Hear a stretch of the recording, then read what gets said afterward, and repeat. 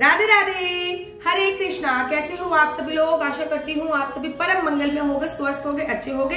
बड़े सारे मेरे पास मैसेज आए थे कि दीदी कृपया करके हमें बताइए योगिनी एकादशी कब है और योगिनी एकादशी का व्रत कैसे रखना है, पूजा कैसे करनी है, पाठ कैसे करनी है, कथा कैसे पढ़नी है और कुछ ऐसा चमत्कारी उपाय बताइए जो हम योगिनी एकादशी वाले दिन करें। देखिए, सबसे पहले एक बात आपको क्लियर कर दूं, एकादशी एक दिन की नहीं होती। एकादशी का जो व्रत होता है वो त्रिदिवसीय व्रत होता है। अब आपको दीदी त्रिदिवसीय व्रत? हाँ जी, त्रिदिवसीय व्रत, जो कि 10वीं तिथि की रात से ही आपको इस व्रत का पालन करना होता है।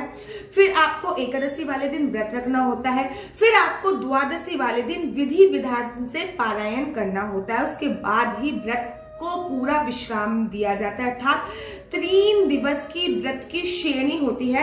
व्रत बेशक एक दिन का हो, लेकिन ये श्रेणी 3 दिवसीय व्रत की होती है। तो सबसे पहले आपका एक संशय खत्म कर दूं कि एकादशी जो है वो 24 जून की पड़ रही है। नाम है योगिनी एकादशी। योगिनी एकादशी एक ऐसी एकादशी है जिसमें पृथ्वी लोक पर अगर आपको किसी भी प्रकार का कोई दुख है, चाहे वो शारीरिक हो, चाहे वो मानसिक हो, चाहे वो आध्यात्मिक हो, पृथ्वी लोक पर किसी भी प्रकार के दुखों का छुटकारा कराने के लिए अगर पूरे विश्व में, पूरे साल में कोई व्रत है तो वो मात्र और मात्र शास्त्रों में भी वर्णित है, वो है योगिनी एकादशी का व्रत। तो योगिनी एकादशी का व्रत करने से आप सोचिए, जिसको कोढ़ हो जाता है अर्थात चर्म रोग तक का लोग भी इस एकादशी के व्रत करने से चर्म रोग भी ठीक हो जाता है। तो आप समझ सकते हैं कि इस व्रत का प्रताप कितना होगा। अगर आपको पृथ्वी लोक पर किसी भी प्रकार के सुखों की कामना है तो आपको योगिनी एकादशी का व्रत अवश्य रखना चाहिए। देखिए, मैं हमेशा बोलती हूँ कि वैसे भी एकादशी जो होती है वो व्रतों की महारानी है और महीने में 2 बार एकादशी आती है और दोनों का व्रत आपको रखना चाहिए। तो योगिनी एकादशी जो है वो 24 तारीख की है, जो कि 23 तारीख की रात्रि से ही प्रारंभ हो जाएगी। 9:41 से प्रारंभ हो जाएगी, जो कि 24 तारीख की रात्रि को 11:12 पर विश्राम हो जाएगी तिथि। व्रत का जो पारायण करना है अगले दिन आपको अर्थात 25 जून को व्रत का पारायण करना है। व्रत के जो पारायण की तिथि है वो 5:30 बजे से लेकर 8:30 बजे तक का बहुत शुभ मुहूर्त है। इस समय पर आप व्रत का पारायण कर सकते हैं। पहले आपको एक बात क्लियर कर दूं कि 10वीं कैसे आपको व्रत रखना है, क्या क्या प्रोसीजर है, सबसे पहले ये बता देती हूँ। योगिनी एकादशी जिस दिन पड़ रही है ना महाराज, उस दिन शुक्रवार पड़ रहा है। इसे कहते हैं सोने पे सुहागा, क्योंकि योगिनी एकादशी लग्जूरियस लाइफ के लिए प्रसिद्ध है। अर्थात पृथ्वी लोक पर आपको जिस भी प्रकार के दुख है वो दुख काटने के लिए प्रसिद्ध है। और माता लक्ष्मी का दिन है शुक्रवार, और माता लक्ष्मी संपदा की माता है। माता लक्ष्मी दुखों को हरने वाली माता है। अगर आप योगिनी एकादशी पर ये चमत्कारी उपाय कर लोगे, जो कि मैं वीडियो के अंत में बताऊंगी, तो मेरी गारंटी है आपके घर पर सुख समृद्धि भरपूर आने वाली है। आपको करना क्या है, 10वीं तिथि से प्रारंभ करनी है आपको एकादशी। 10वीं तिथि की रात्रि को हो सके तो भोजन करिए मत। अगर भोजन करना बहुत ज्यादा आवश्यक है तो कम से कम इतना तो कीजिए कि सूर्य अस्त होने से पहले आप भोजन कर लीजिए। 10वीं तिथि की रात्रि से ही आपको लहसुन, प्याज, मांस, मदिरा, शराब इत्यादि का सेवन बंद कर देना है। अगर आप करते हो, अगर नहीं करते तो बहुत अच्छी बात है। 10वीं तिथि की रात्रि को किसी भी प्रकार से चावल नहीं खाने हैं।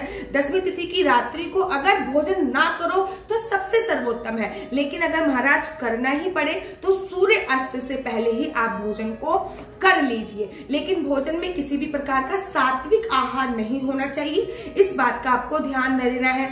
एकादशी वाले दिन आपको ब्रह्म मुहूर्त में उठना है। अब बड़े लोग कंफ्यूज होते हैं कि दीदी ये ब्रह्म मुहूर्त का समय क्या होता है। देखिए, ब्रह्म मुहूर्त का कोई एक पर्टिकुलर समय नहीं होता। ऋतु के अनुसार जैसे जैसे ऋतुएं आती बदलती रहती हैं, वैसे ही ब्रह्म मुहूर्त का समय भी बदलता रहता है। लेकिन एक एग्जैक्ट टाइम जो मैं आपको बताऊं वो होता है 4:45 से प्रारंभ होता है और 5:30 बजे तक का रहता है। तो आपको ब्रह्म मुहूर्त में उठना होता है और ब्रह्म मुहूर्त में उठने के बाद आपको स्नान करना है। और मैं हमेशा की तरह बोलती हूँ कि किसी भी एकादशी पर आपको खाली पानी से स्नान नहीं करना। आप 7 नदियों में से किसी भी नदी का जल डालकर आप स्नान कर सकते हैं। अगर नदी का जल अवेलेबल नहीं है तो आप आंवला डालकर स्नान कर सकते हैं। अगर घर पे आंवला भी अवेलेबल नहीं है तो आप नींबू डाल के स्नान कर सकते हैं। नींबू भी अवेलेबल नहीं है तो महाराज एक चुटकी हल्दी डालकर आप इस दिन स्नान कर सकते हैं। लेकिन आज एक चीज और ऐड करूंगी, वो है शुक्रवार का दिन है तो आप रोली भी एक चुटकी डालकर स्नान कर सकते हैं। एकादशी वाले दिन आपको किसी भी प्रकार के साबुन और शैम्पू का उपयोग नहीं करना होता है।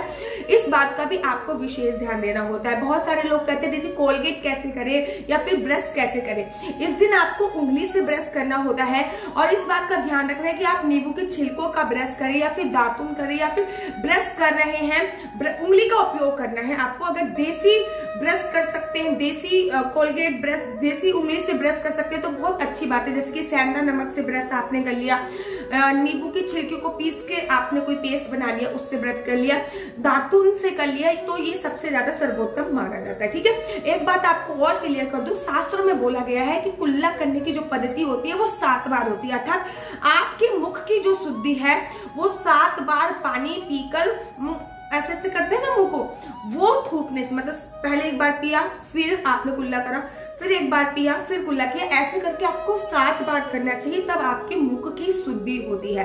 किसी दिन अगर आप लोग चाहोगे, तभी तो एकादशी पे वीडियो है, किसी दिन आप लोग चाहोगे तो मैं स्नान पे भी वीडियो बनाऊंगी कि स्नान कैसे करना चाहिए। अगर आप लोग चाहते हो तो मुझे कमेंट बॉक्स में बताइए। फिलहाल मैं एकादशी की बात करी थी। स्नान करने के तत्पश्चात आपको अपने पूरे घर में गंगा जल का छिड़काव करना है। लड्डू गोपाल को भी 7 नदियों में से किसी के जल का स्नान कराना है।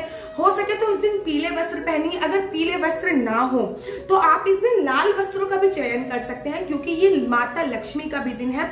इस दिन लाल वस्त्रों का भी आप चयन कर सकते हैं। आपको विधि पूर्वक एकादशी का व्रत करना है। विधि पूर्वक अर्थात एक चौकी लगाइए। कि बहुत सारे लोग कहते हैं क्या दीदी कलश स्थापना करनी आवश्यक है? कोई आवश्यकता नहीं है कलश स्थापना करने की, लेकिन संकल्प लेना बहुत आवश्यक है। देखिए, आप कोई भी व्रत कर रहे हैं उसका संकल्प लेना बहुत ज्यादा आवश्यक है। अर्थात उस दिन चावल का उपयोग तो होता नहीं है। आप एक का सिक्का, कुछ पुष्प लेकर या फिर थोड़ा सा गंगा जल लेकर संकल्प ले सकते हैं। जैसे कि मैं आशु परिहार आज ये संकल्प ले रही हूँ कि आज मैं योगिनी एकादशी का व्रत बड़ी श्रद्धा पूर्वक, निष्ठा पूर्वक करूंगी। जैसे भी व्रत रखना है, मैं आलू खा के व्रत रखूंगी, फलाहार से व्रत रखूंगी, या दूध पी के व्रत रखूंगी, या निराहार रखूंगी, जो भी आपकी कैपेसिटी है उस हिसाब से आपको संकल्प लेना है। उसके बाद आपको जोत इस दिन जो जलानी है, इस बात का ध्यान रखना है, आपको कलावे की जोत जलानी है। ठीक है ना, मोस्ट इंपोर्टेंट। मैं कभी नहीं कहती कि कलावे की जोत जलानी है, लेकिन इस दिन आपको कलावे की जोत जलानी है। छोटी वाली जोत भी अगर आप कलावे की जलाओ तो सबसे ज्यादा सर्वोत्तम है, और अगर इस दिन आप घी की जोत जलाओ तो बहुत ज्यादा सर्वोत्तम है। मैं वैसे भी कहती हूँ कि आप घी की या तेल की, किसी की भी चीज की जोत जला सकते हैं, लेकिन शुक्रवार पड़ रहा है और जो घी की सुगंध होती है वो माता लक्ष्मी को अपनी तरफ अट्रैक्टिव करती है, अर्थात खींचती है। तो एक लाल जोत अवश्य जलाइए, एक चुटकी हल्दी उसमें अवश्य डालिए। आप विधि विधान से पूजा कीजिए। पूजा करने के तत्पश्चात एकादशी की कथा आपको अवश्य पढ़नी है। कथा पढ़ने के बाद पूरे घर में उस जोत की जो धुनी होती है वो पूरे घर में दिखाइए। पूरे घर में घंटी अवश्य बजाइए। पूरे दिन आपको ओम नमो भगवते वासुदेवाय का मानसिक जाप करना है। ठीक है, जाप 3 प्रकार के होते हैं, मौखिक होते हैं, वाचिक होते हैं और मानसिक होते हैं। तो मानसिक जाप, कुछ भी कार्य कर रहे हो तो ओम नमो भगवते वासुदेवाय का मानसिक जाप करते रहिए। ऐसे करके आपको पूरा दिन, हो सके तो रात्रि के 10 या 12 बजे तक कीर्तन कीजिए। अब आप कहोगे दीदी कीर्तन तो संभव नहीं है, YouTube पर विष्णु सहस्त्रनाम चला लीजिए। विष्णु सहस्त्रनाम की ध्वनि आपके घर में गूंजेगी। लक्ष्मी चालीसा चला दीजिए। लक्ष्मी चालीसा की ध्वनि इस दिन आपके घर में गूंजेगी तो बहुत ज्यादा सर्वोत्तम होगी, क्योंकि शुक्रवार को जो एकादशी पड़ रही है ये अपने आप में ही विशेष महत्व है। आप लोग जानते हैं योगिनी एकादशी का व्रत रखने से आपको 88,000 ब्राह्मणों को भोजन कराने का फल प्राप्त होता है। अब आप सोचिए ना कितना इसका महत्व है। 88,000 ब्राह्मणों को भोजन कराने का फल योगिनी एकादशी पे मिलता है। इसी प्रकार से आपको जैसे व्रत रखना है उस हिसाब से व्रत रखिए। अगर आपको फलाहार से व्रत रखना है तो आपको इस बात का ध्यान रखना है कि कोई भी व्रत होता है उसमें सूर्य अस्त मतलब पहले ही भोजन कर लेते हैं। तो एकादशी वाले दिन भी अगर आपको फलाहार का पान करना है तो जैसे कि आलू हो गया, कोई आलू दही का पान करता है, कोई कुट्टू के आटे का पान करता है। हाँ, समा के चावल और साबुदाने का पान नहीं करना, इस बात का आपको ध्यान रखना है। तो वो भी सूर्य अस्त से पहले आपको खा लेना है। रात्रि के समय 1 पहर तक तो पूजा अर्चना वंदना अवश्य कीजिए। अगर नहीं कर सकते हो तो कम से कम एक ऐसा दिया जलाइए जो पूरी रात जल सके। अगले दिन आपको फिर ब्रह्म मुहूर्त में उठना है, अर्थात 4:30-5 बजे के आसपास उठिए, स्नान कीजिए और इस दिन सबसे पहले व्रत किससे खोलना है? भगवान के चरणों से व्रत खोलना है। चरणों से अर्थात भगवान को जिस पानी से आपने स्नान कराया है उसको थोड़ा सा पी लीजिए। उसको चरणामृत बन जाता है। जब भगवान स्नान कर लेते हैं तो वो चरणामृत बन जाता है, वो अमृत के समान हो जाता है। उस पानी को पी लीजिए और घर में थोड़ी सी खीर और खिचड़ी बनाइए। पहले भगवान को भोग लगाइए, फिर अगर कोई ब्राह्मण मिल जाए तो अच्छी बात है, नहीं तो अगर गरीब बच्चे मिल रहे हैं तो आप उनको भी भोग लगा सकते हैं। अगर वो भी नहीं मिल रहे हैं तो आप पैसे उठा के भी रख सकते हैं। कभी आपको जरूरतमंद हो तो आप उनकी भी हेल्प कर सकते हैं। उसके बाद जो भगवान को आपने भोग लगाई है खिचड़ी या फिर खीर, उसका ही पान करना है और उसके बाद आपका विश्राम हो जाता है, अर्थात पूर्णतः व्रत का विश्राम उस दिन। अब इस व्रत के लाभ क्या होते हैं? योगिनी एकादशी का व्रत रखने से आपको सभी प्रकार के दुखों से छुटकारा मिल जाता है।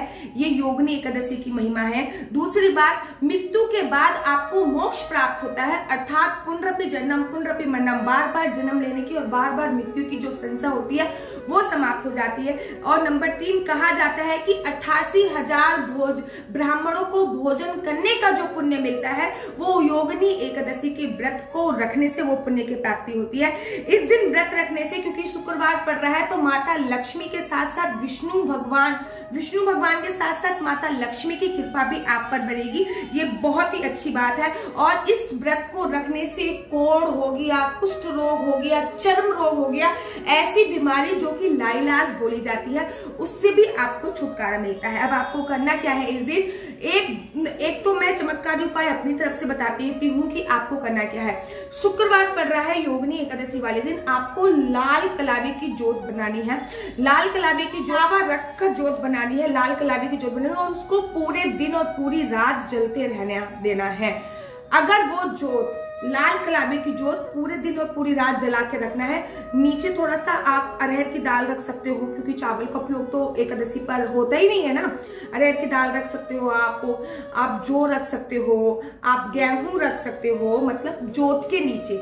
अगर वो पूरे दिन पूरी रात जलती है और उसको कहते हैं मनोकामना जोत, ठीक है।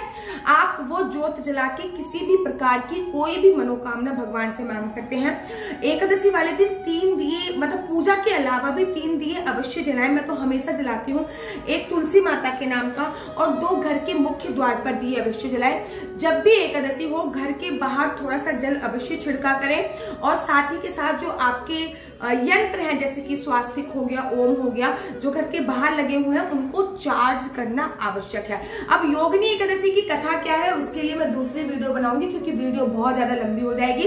कैसी लगती है आपको मेरी वीडियो? अगर आपको मेरी वीडियो अच्छी लगती है तो आप अपना YouTube चैनल हरि बोल को लाइक शेयर सब्सक्राइब करना बिल्कुल भी मत भूलिए। तब तक के लिए मुझे दीजिए इजाजत। राधे राधे, हरे कृष्णा, हरि बोल।